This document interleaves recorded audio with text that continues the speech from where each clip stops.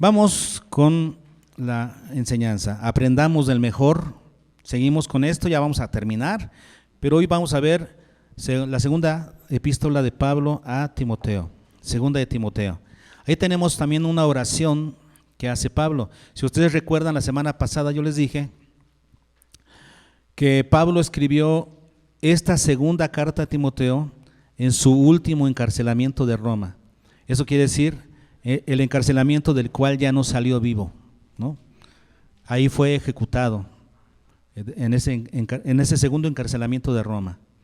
Y entonces Pablo, justo antes de ser ejecutado, pues escribe esta carta a Timoteo, esta carta personal. Eso es muy significativo, ¿no? Porque diríamos son como que la última oportunidad de escribirle algo a su hijo Timoteo, a su hijo amado, a su hijo en la fe. Muy bien, entonces tenemos ahí en la segunda carta de Pablo a Timoteo, capítulo 1, y en los versículos 3 al 5 tenemos esta oración de Pablo. Lo voy a leer. Dice: doy gracias a Dios, al cual sirvo desde mis mayores con limpia conciencia, de que sin cesar me acuerdo de ti en mis oraciones noche y día, deseando verte al acordarme de tus lágrimas para llenarme de gozo, trayendo a la memoria la fe no fingida que hay en ti, la cual habitó primero en tu abuela Loida y en tu madre Eunice, y estoy seguro que en ti también. Esta es la oración que le hace Pablo a Dios referida a Timoteo. Si ustedes se dan cuenta, en cada uno de estos versículos Pablo dice que recuerda a Timoteo, recuerda algo de Timoteo. Por ejemplo, en el versículo 3 dice de que sin cesar me acuerdo de ti. En el 4 dice deseando verte al acordarme de tus lágrimas. Y en el 5 dice trayendo a la memoria. ¿Se dan cuenta cómo en cada versículo dice que se acuerda de algo, de algún aspecto de Timoteo? Justamente estas memorias que tiene Pablo de Timoteo son las que le dan estructura a su oración. Son la motivación de Pablo para orar por Timoteo, lo que él recuerda de su hijo Timoteo, de su hijo en la fe. Así que vamos a tomar ese orden y vamos a tomar esas tres memorias que tiene Pablo de Timoteo y ver a qué tipo de oración lo motivan. ¿Ok? La primera memoria de Timoteo, de Pablo, que Pablo tiene de Timoteo, bueno, la tenemos en el versículo 3. Dice: doy gracias a Dios, al cual sirvo desde mis mayores con limpia conciencia, de que sin cesar me acuerdo de ti en mis oraciones noche y día.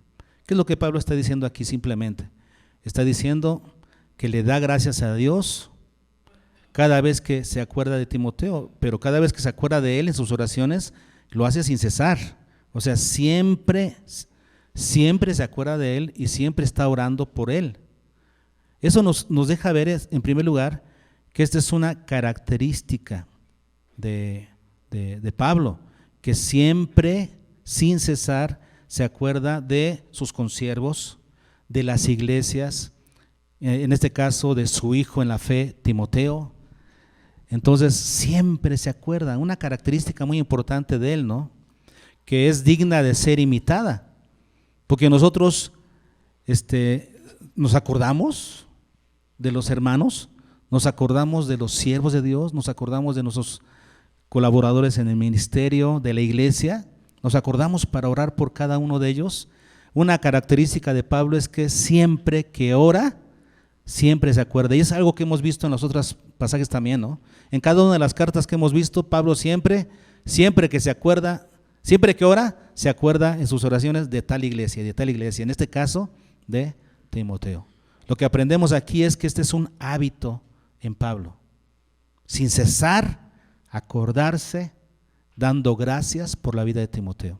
Y este es otro asunto, ¿no? Que da gracias por él, siempre tiene gratitud por su hijo en la fe. Ahora, aquí Pablo, vale la pena que resaltemos el paréntesis que tiene aquí Pablo, ¿no? En este versículo, porque debiera ser suficiente con que dijera: doy gracias a Dios de que sin cesar me acuerdo de ti en mis oraciones noche y día, ¿no? Pues ese es el contenido de la oración. Pero Pablo hace un paréntesis para decir: doy gracias a Dios, entre paréntesis, al cual sirvo desde mis mayores con limpia conciencia. ¿Para qué dice eso? Porque Pablo siempre es muy didáctico. Siempre que Pablo dice algo, escribe algo, seguramente siempre que hablaba, tenía algo que decir, tenía algo que enseñar. Era como nuestro Señor Jesucristo, ¿no? Cada vez que abría la boca era para decir algo interesante, algo importante. Había que estar atento ahí. Y Pablo es igual, yo me lo imagino a él en su vida cotidiana, conocerlo a él, era estar atento a cada palabra que decía, porque él era muy didáctico, siempre tenía algo que enseñar. Y aquí no es la excepción, ¿no? Está orando por Timoteo y hace un paréntesis. Doy gracias a Dios, al cual sirvo desde mis mayores con limpia conciencia. ¿Y en qué estaba? Así, de que vale la pena, ¿no?, que analicemos este paréntesis de Pablo. Dice Pablo, doy gracias a Dios al cual sirvo.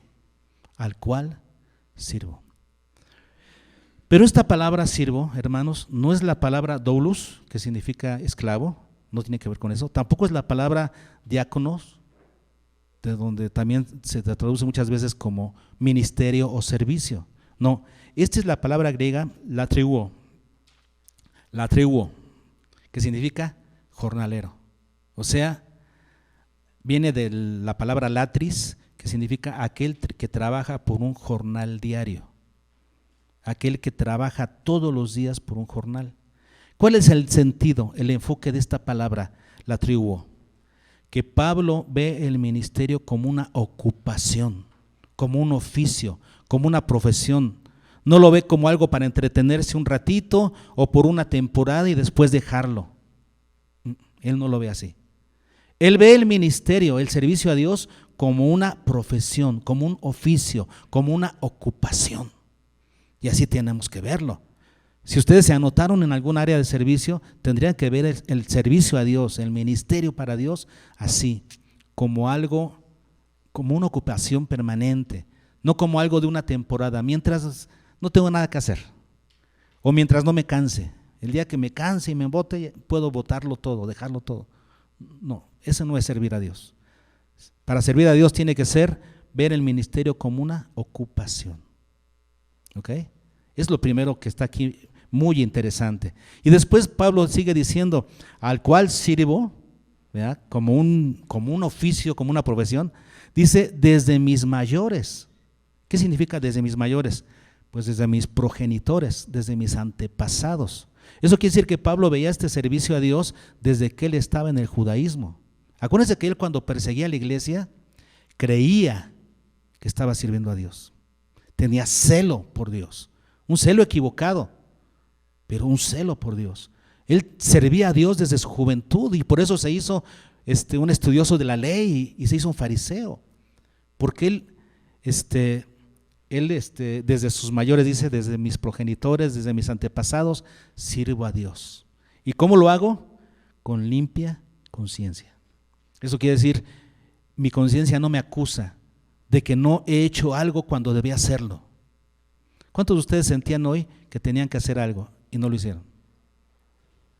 Sabían que tenían que hacerlo, que tenían que dar el paso de obediencia, de fe, pero dijeron, no, hay para la otra. Tu conciencia les va a acusar. Sus conciencias durante la semana les va a decir, ¿ves? Ahí estaba la oportunidad y no lo hiciste. Pero Pablo dice, yo he servido a Dios siempre con limpia conciencia. Mi conciencia no me acusa, porque todo lo que debía hacer, lo he hecho. Qué manera de servir, hermanos. Tenemos que aprender de Pablo, ¿no? Sí, que sea parte de su oración formal realmente, pero este paréntesis ya nos habla mucho. Ya aprendemos mucho de este apóstol. ¿No es cierto? ¿Sí aprendieron algo? ¿Cómo debemos servir a Dios entonces? Como parte de una ocupación permanente. Y debemos hacerlo con limpia conciencia. ¿Ok? Entonces, lo primero que aprendemos en este versículo 3 es que Pablo, como con todas las iglesias que había formado, como con sus consiervos, ahora con Timoteo, siempre se acuerda de ellos en sus oraciones. Cuando dice aquí, me acuerdo de ti, también se puede traducir, hago mención de ti en mis oraciones. Esa sería una traducción más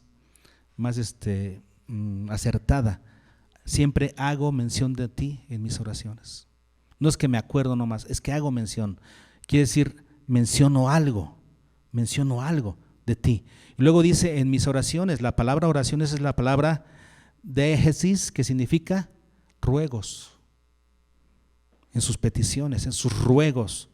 ¿Qué es un ruego? Esta palabra diegesis significa un ruego basado en una necesidad. Eso quiere decir que Pablo conocía qué es lo que necesitaba Timoteo y siempre tenía una petición precisa para su hijo en la fe. Entonces siempre lo tenía presente en sus ruegos. Hermanos, tenemos que aprender esto, ¿no? Orar unos por otros siempre. Siempre en nuestras oraciones tener presentes, hacer mención a nuestros hermanos en la fe y rogar por ellos. ¿Y qué es lo que debemos de rogar? ¿Qué es lo que hemos aprendido? ¿Rogar solamente por su salud, porque tenga dinero, buenas finanzas, trabajo? No, eso es secundario también, pero eso es secundario. Lo primero que debemos pedir es por su fe, que tengan una fe saludable, que en medio de la crisis no abandonen, no desmayen, que sigan adelante en la vida cristiana. Que eso es lo que tenemos que pedir. Ya sabemos lo que debemos pedir por nuestros hermanos. ¿Ok? ¿Está bien? La segunda memoria de Pablo en el versículo 4. Dice Pablo, deseando verte, al acordarme de tus lágrimas, para llenarme de gozo. Si le cambiamos el orden a este versículo, ¿cómo sería? Que cuando Pablo se acuerda de sus lágrimas, desea ver a Timoteo para llenarse de gozo, ¿no? ¿Sí lo entienden así? Pablo está diciendo, deseo verte para llenarme de gozo. ¿Y sabes cuándo es cuando más deseo verte? Cuando me acuerdo de tus lágrimas. Eso quiere decir que Pablo tenía fija en su mente una imagen. A su hijo en la fe, Timoteo, llorando por él. Eso es algo que tiene él fijo en la mente. ¿Por qué lo digo? Porque dice esta palabra al acordarme, está en participio perfecto, voz pasiva. O sea, perfecto, ya saben ustedes, un tiempo, una acción concluida. Pablo se acuerda, pero está en participio, eso quiere decir, y además en voz pasiva, quiere decir que es un pensamiento recurrente. O sea, Pablo no tiene que esforzarse por pensar en esta imagen de ver a Timoteo llorando. No se esfuerza, es una imagen que llega, que constantemente llega a su mente. ¿Se dan cuenta? Porque lo vio llorando. Un día lo vio llorando. ¿Por qué habría llorado Timoteo? Seguramente la última vez que Timoteo vio a Pablo, tal vez fue en una situación no muy conveniente. Por ejemplo, la cárcel. Pablo estuvo encarcelado en Roma un tiempo, después fue soltado. Ahora está nuevamente encarcelado y con ya como que sin opciones de que pueda salir. O sea, ya aquí se presiente que Pablo de esa no sale. Imagínense a Timoteo dejando a Pablo encarcelado, teniendo que ir a cumplir a Éfeso la misión que él tenía que cumplir. Pablo mismo lo dejó en Éfeso. Imagínense a Timoteo teniendo que partir a Éfeso para cumplir su ministerio, dejando a Pablo en la cárcel, a su padre en la fe, llorando Timoteo. Y esa imagen se le quedó a Pablo en la mente. Y es lo que dice Pablo, al acordarme de tus lágrimas, cuando me acuerdo de tus lágrimas, deseo verte para llenarme de gozo, para completar mi gozo. De hecho, en el capítulo 4 de aquí de esta carta, de esta segunda de Timoteo, versículos 9 al 13, vemos que al final de la carta Pablo le pide eso, que vaya. Le dice, procura venir pronto a verme, porque Demas me ha desamparado, amando este mundo. Se ha ido a Tesalónica, Crescente fue a Galacia y Tito a Dalmacia. Solo Lucas está conmigo. Toma a Marcos y tráele contigo porque me es útil para el ministerio. A Tíquico lo envío a Éfeso. Trae cuando vengas el capote que dejé en Troas en casa de Carpo y los libros, mayormente los pergaminos. Alejandro el caldelero me ha causado muchos males, etcétera, etcétera. ¿Cómo se sentía Pablo? Como que muy solo, ¿no? Y por eso le dice ahí a Timoteo, ven pronto a verme, quiero llenarme de gozo al verte nuevamente. ¿Qué clase de amor había entre estos dos, no? Ese amor especial que tenía, como yo lo menciono, ¿no? Timoteo viéndolo a él como su padre en la fe y Pablo viéndolo como su hijo en la fe. Y todo lo que habían vivido juntos, ¿no? Todas esas situaciones que habían vivido juntos ha hecho que ese amor se fortalezca. Así es que necesitan verse. Yo no sé ustedes, ¿no? Yo creo que en la pandemia se acrecentó esto, ¿no? El deseo de vernos, de estar ya juntos. A lo mejor en algunos no. Pero cuando existen esos lazos, entonces uno desea ver a la persona para llenarse de gozo. Y él ora al Señor con gratitud, pero queriendo ya ver a Timoteo. Ya quiero verte. Desde que me acuerdo de tus lágrimas, siempre que viene ese pensamiento recurrente, deseo ya verte. Ven pronto, Timoteo. ¿Ok? Es lo que Pablo está orando. Ya tenemos las dos primeras memorias. Fíjense, la primera tiene que ver con lo que hace con casi todos sus colaboradores e iglesias, ¿no? Siempre mencionarlos en sus oraciones. Es algo muy general. La segunda memoria tiene que ver con algo más personal. Es su deseo de verlo porque se acuerda de sus lágrimas. Pero ahora vamos a la tercera memoria, que es muy especial. Porque si bien en la segunda memoria ese pensamiento es recurrente en Pablo, le llega solito, él no tiene que esforzarse, le llega. Aquí comienza el versículo 5 diciendo otra cosa distinta. Dice, trayendo a la memoria. Es algo que Pablo sí trae a su memoria. Es algo que él siempre se esfuerza por traer a su memoria. Y esto vale la pena que lo veamos, ¿no? Es otra razón por la que Pablo está agradecido. Yo creo que más agradecido que nada, que las demás cosas, mucho más agradecido que por cualquier otra cosa, es esto. Pablo dice, trae a la memoria. Él quiere traerla. No es que ese pensamiento le llegue, él quiere traer a la memoria esto, que es lo más importante. ¿Qué es lo más importante? Trayendo a la memoria la fe no fingida que hay en ti. La fe, ¿qué? Dígame. No fingida. ¿Eso quiere decir que hay fe fingida? ¿Existe la fe fingida? Que sí existe. Es la favorita. En las iglesias, en todas las iglesias del mundo, es la favorita, la fe fingida. ¿Qué significa fingida? Pistis, fe, fingida, anupokritos, de hipócrita, ¿verdad? No hipócrita. Fe no fingida, aquí se traduciría literal, fe no hipócrita. ¿Qué significa hipócrita? Hipócrita significa actuar un papel, representar algo que no eres. Y de eso hay mucho en las iglesias. Desde un inicio, cuando el Señor Jesús estaba con sus discípulos, todavía no había iglesia, solamente tenía a sus pocos seguidores, y Él les hablaba de esto. Les decía, cuando tú hagas esto, que no sepa tu izquierda lo que hace tu derecha, no lo hagas porque te vean. Hazlo en privado porque la recompensa será pública si lo haces en secreto. El Señor Jesús ya trataba con este asunto porque es algo muy común que la gente, ¿verdad?, finjamos tener algo que no somos. Una fe hipócrita. Y es que es muy fácil dentro de la iglesia fingir, ¿no? ¿O no? Si todos alzan las manos, yo también. Y si palmean, yo también. Y se arrodillan, pues yo también. Y entonces doy la pinta de que soy un buen cristiano dentro de la iglesia. Dentro de la iglesia es muy fácil tener una fe fingida. Pero Timoteo tenía una fe no fingida. ¿Eso qué quiere decir? Una fe sincera, auténtica, exactamente. Esa es la clase de fe que tenía Timoteo.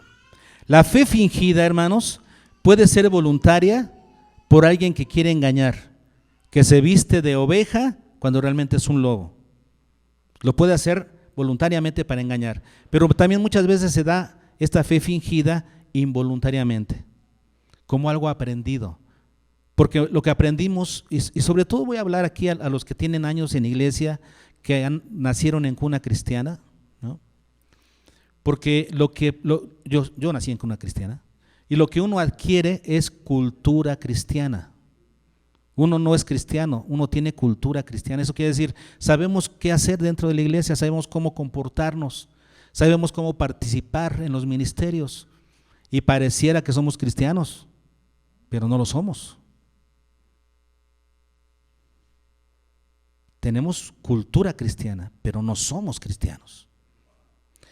La fe fingida puede ser eso, tener cultura cristiana. La fe no fingida es cuando realmente eres un cristiano. Eso quiere decir, tienes convicciones que son las que rigen tu estilo de vida y son convicciones bíblicas. Eso es, dice Pablo, la fe no fingida que hay en ti, que hay en ti. Cuando la fe es una convicción de vida que te lleva a justamente vivirla con todas sus consecuencias. Cuando tú tienes una convicción, entonces vives la fe con todas sus consecuencias. Porque vivir la fe de Cristo significa vivir siendo perseguido, siendo maltratado, puede ser verbalmente, burlándose de nosotros. Si somos muy cómodos en el mundo, ¿verdad?, es muy probable que tengamos solamente cultura cristiana en el templo, pero fuera no nos comportemos como cristianos, porque no lo somos. La fe fingida lo es, la fe no fingida es aquella que lo es hasta las últimas consecuencias. Esa clase de fe, ¿cómo se obtiene? Bueno, no siempre es así, pero así debería de ser. Dice Pablo, la cual habitó primero en tu abuela Loida. Primero estuvo en tu abuela. Esa fe no fingida, primero estuvo en tu abuela y luego en tu madre Eunice. Ah, caray, la mamá lo aprendió de la abuelita y luego viene el hijo que lo aprendió de su mamá. Esa fe no fingida, ¿dónde se aprende? Hermanos padres de familia, esa fe no fingida no se aprende en la iglesia. En la iglesia se aprende la fe fingida. La fe no fingida se aprende ¿en dónde? En la casa. No le echen el paquete a los maestros de escuela dominical o al pastor de que su hijo no tiene fe no fingida. No. Eso es culpa de cada padre de familia. Porque eso se aprende en casa. Y se aprende de generación en generación. Esa fe no fingida se va aprendiendo así, de esta manera. Y luego dice Pablo, y estoy seguro que en ti también. ¿Y saben lo que significa estas palabras, estoy seguro? Es el verbo peito, que significa he sido persuadido. Está en voz pasiva, indicativo perfecto, voz pasiva. Estoy totalmente persuadido de que también en ti. ¿Por qué está persuadido Pablo? Porque lo ha visto. Pablo ha visto a Timoteo, ha convivido con Timoteo y sabe los hechos le han persuadido, han convencido a Pablo de que esa fe que tiene él, Timoteo, es genuina. No es fingida, es genuina. Y Pablo lo vio desde un inicio, por eso lo tomó como su colaborador. Si ustedes recuerdan en Hechos capítulo 16, Hechos capítulo 16, en el versículos 1 al 3, dice, después llegó a Derbe y a Listra. ¿Quién? Pablo. Estaba comenzando su segundo viaje misionero, iniciando su segundo viaje. Y dice, después llegó a Derbe y a Listra, y aquí había allí cierto discípulo llamado Timoteo, hijo de una mujer judía creyente, pero de padre griego. Fíjense qué interesante, porque esa fe no fingida la aprendió de la mamá y no del papá. En este caso el papá no era creyente. Luego dice, y daban buen testimonio de él los hermanos que estaban en Listra e Iconio. Eso quiere decir, en dos ciudades distintas daban buen testimonio de Timoteo. ¿Qué se puede decir de los jóvenes de una ciudad a otra? Qué relajiento, no es hijos, cuidado con eso, la fama que creamos siendo jóvenes. La fama que Timoteo había creado, ¿cuál era? De buen testimonio. En dos ciudades distintas daban buen testimonio de él. Gente así muy poca. ¿Qué hace Pablo en cuanto conoce de Timoteo? En cuanto escucha lo que se dice de Timoteo, dice, véngase, lo necesito. Hay que entrenarlo, hay que dedicarle tiempo. Gente así hay poca. Y es lo que hizo el apóstol Pablo. Dice el versículo 3, quiso Pablo que éste fuese con él. Es lo que Pablo vio en Timoteo y con el tiempo seguramente que esa fe no fingida que ya venía robusteciendo, ¿no? Ya era en ese momento que Pablo conoce a Timoteo, esa fe era como incipiente, pero ahora a través del fragor del ministerio, de las pruebas, de la devoción, se ha fortalecido, se ha robustecido esa fe no fingida. Hoy en día es una fe excelente la de Timoteo. Pablo sabía que eso era, como dije, algo muy difícil de encontrar en alguien, ¿no? Y cuando se halla, es una mina de oro que hay que cuidar y pulir. Y por eso Pablo tomó a Timoteo para que fuera su colaborador y formarlo como su colaborador en la fe. ¿Qué aprendemos de esto, hermanos? Lo más importante en esta vida es que aprendamos una fe no fingida, porque fe fingida hay mucha en este mundo y es fácil aprender a tener ese tipo de fe, lo que llamamos cultura cristiana. Hacer lo que los demás hacen, eso es fácil. Hacerlo dentro de la iglesia, eso es fácil. Vivir la fe no fingida allá afuera, con los compañeros, con los amigos, con los familiares, ahí es donde se demuestra si tu fe es fingida o no lo es, a través de tu vida de obediencia, pero allá afuera.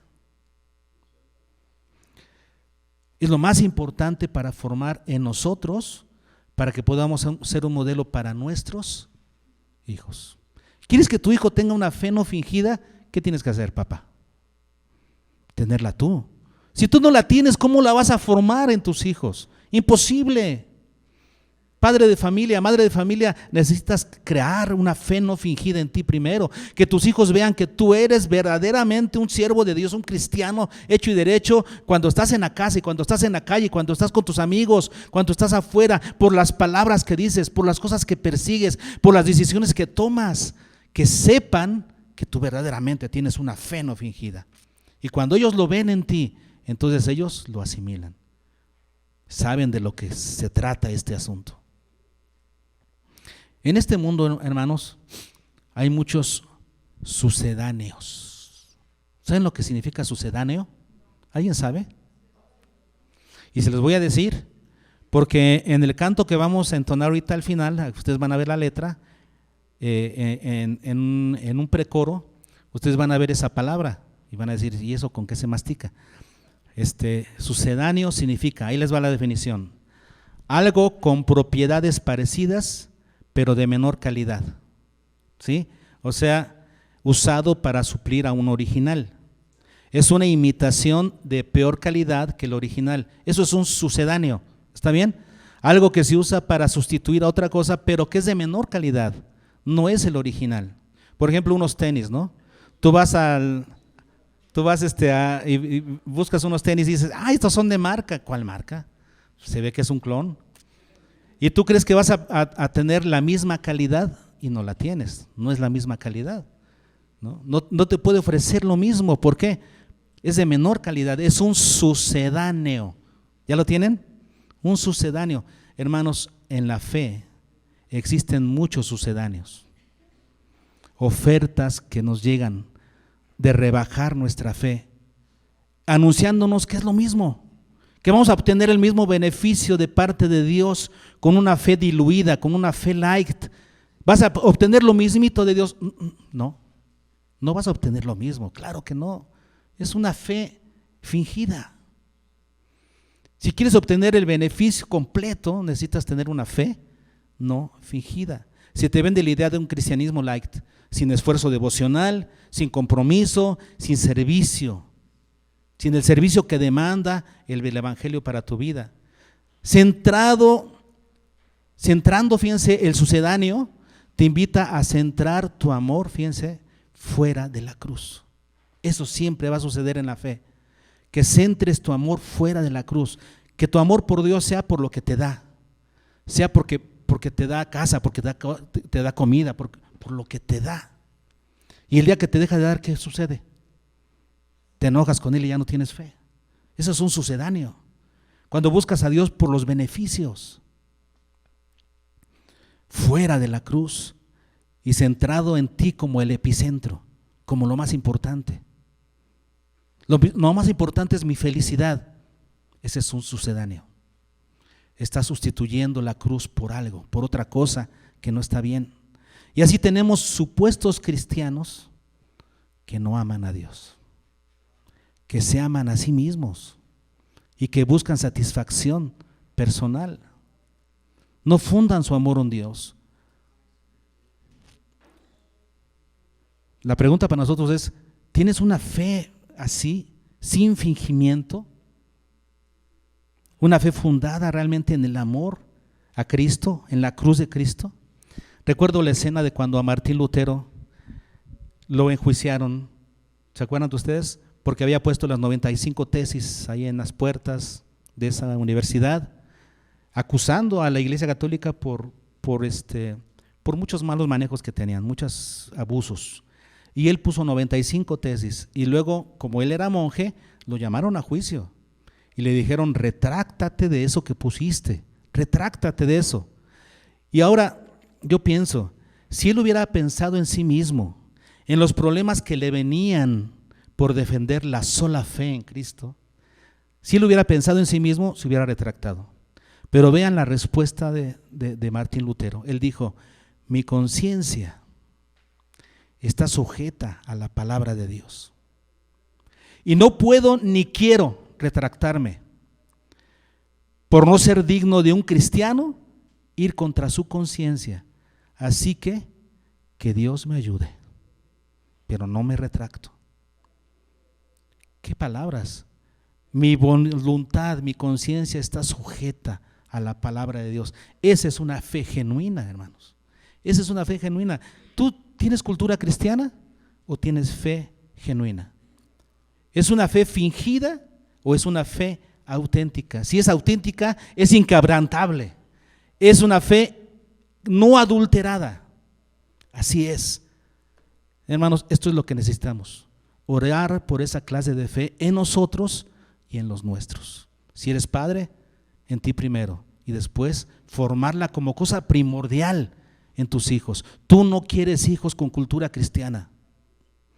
Tú quieres hijos con una fe no fingida. Trabajemos en eso. ¿Oramos?